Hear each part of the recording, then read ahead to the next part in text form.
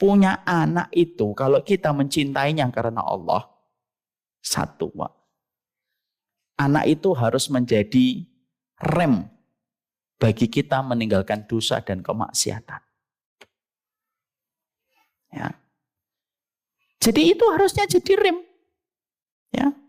Karena apa? Karena sesungguhnya kita sering menjumpai banyak orang ketika mereka itu memiliki anak, kadang-kadang tidak memiliki, tidak mendapat, tidak memahami hikmahnya. Padahal salah satu hikmahnya, Pak, ketika Allah itu memberikan kepada kita anak itu apa salah satu hikmahnya? Supaya kamu punya alasan yang paling logik dalam perjalanan hidupmu supaya meninggalkan dosa. Kenapa? Kalau datangnya anakmu tidak bisa menjadikan kamu berhenti dari dosa, terus mana lagi nasihat yang bisa diberikan kepada diri kita? Lalu kalau anak saja tidak bisa menjadi rem kita untuk menghentikan kita dari dosa. Makanya saya sering berulang-ulang, sering menyampaikan di banyak kesempatan. Ada 2 waktu golden time untuk menarik tuas rem supaya kita tidak lagi bermaksiat. Supaya kita meninggalkan riba, supaya kita berhenti dari dosa-dosa besar, itu ada 2 waktu. 1, kalau orang tuamu sudah meninggal dunia. 2, kalau kamu sudah punya anak. Kenapa harus anak, Ustadz? Karena yang kita khawatirkan untuk menjadi teguran untuk kita adalah, karena kita itu adalah benda, anak kita itu bayangan. Kalau bendanya bengkok, bayangan pun akan menjadi bengkok. Kalau bendanya lurus, maka bayangan itu akan menjadi lurus. Dan lurusnya benda ini adalah ketika mereka melakukan ketaatan, lurusnya benda ini ketika mereka itu meninggalkan dosa.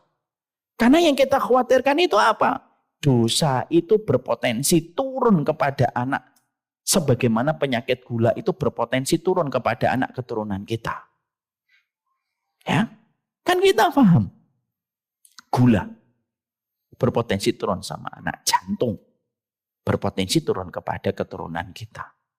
Kalau penyakit fisik saja, ternyata secara medis sudah dibuktikan bahwasanya penyakit medis itu memang betul-betul bisa turun kepada keturunan kita. Itu penyakit medis.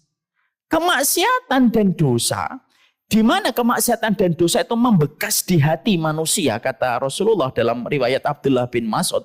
Setiap dosa kan tu'radul fitan ala qalbil bashar. Setiap fitnah dosa itu membekas di hatinya seorang manusia. Maka sesungguhnya hati yang hitam itu bisa jadi meninggalkan jejak hitam kepada sang anak ketika anak itu lahir. Dan itu menjadi dan itu mempengaruhi di dalam tumbuh kembang sang anak dalam kehidupan. Imam Syafi'i itu kan membuktikan perkataan ini, Pak. Bapak tahu kan apa perkataan Imam Syafi'i yang terkenal?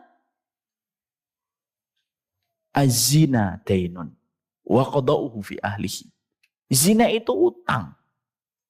Dan kalau kamu sudah zina, cara membayar hutang zinamu itu bisa jadi kamu bayar lewat keluargamu dan paling besar kemungkinan bisa kamu bayar lewat keturunanmu.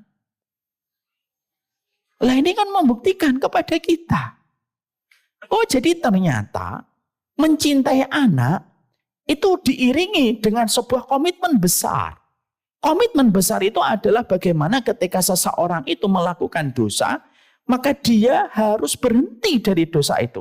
Karena dia khawatir dampak dari dosa yang dilakukan olehnya bukan hanya kena kepada dirinya. Tapi kalau tidak kena sama dirinya, maka yang paling besar kemungkinan kena itu kepada keturunannya. Kamu dolim kepada orang, bisa jadi yang menjadi sebab dibalasnya kedoliman itu melalui anak.